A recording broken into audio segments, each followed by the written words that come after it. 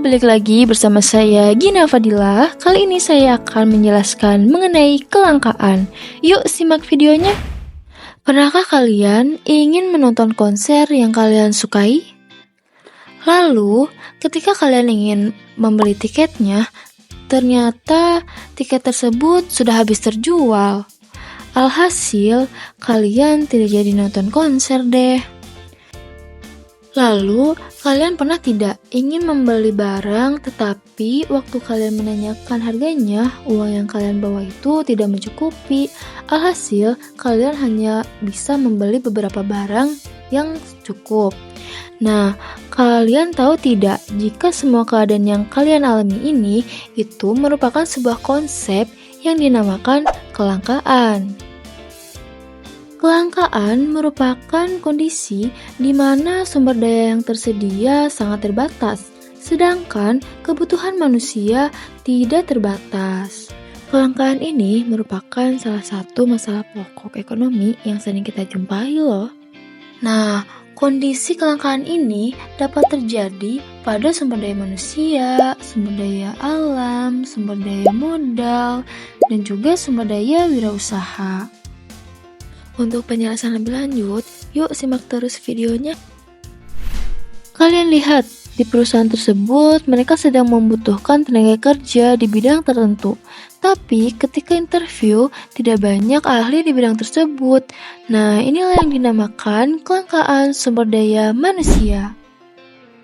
Di perusahaan yang saya kunjungi ini ingin membeli mesin baru dan juga ingin meningkatkan jumlah tenaga kerja. Namun, model yang dimiliki perusahaan tersebut tidak cukup. Alhasil, mereka harus memilih antara membeli beberapa mesin saja atau merekrut beberapa tenaga kerja saja. Nah, kondisi ini disebut dengan kelangkaan sumber daya modal. Untuk kelangkaan sumber daya alam, kita bisa jumpai saat peningkatan harga bahan bakar. Harga bahan bakar terjadi karena bahan bakar fosil yang semakin menipis, seperti batu bara dan minyak bumi. Hal tersebut bisa menjadi kelangkaan sumber daya alam. Sedangkan, kurangnya jumlah pengusaha dan sumber daya kewirausahaan di suatu wilayah atau negara itu dinamakan kelangkaan sumber daya kewirausahaan. Nah, kelangkaan itu bisa terjadi karena beberapa faktor loh. Pertama, karena keterbatasan sumber daya alam. Kedua, karena pertumbuhan penduduk yang sangat pesat. Yang ketiga, karena rendahnya kemampuan produksi. Keempat, karena perbedaan letak geografis. Lalu yang terakhir, karena bencana alam. Untuk mengatasi kelangkaan, kita bisa menggunakan beberapa solusi.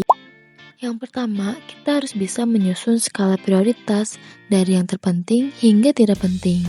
Kedua, kita harus bisa memanfaatkan sumber daya pengganti, seperti sumber daya alam tidak terbarukan yang persediaannya sangat terbatas, sementara kebutuhan manusia tidak terbatas, maka diperlukan sumber daya alternatif sebagai pengganti sumber daya ini.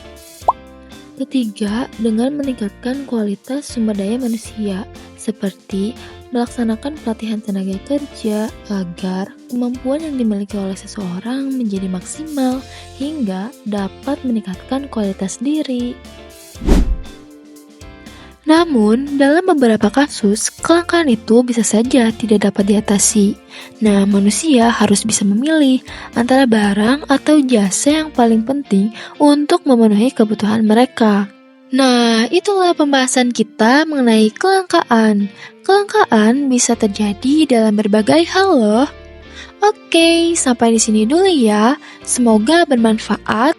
See you di pembelajaran lainnya.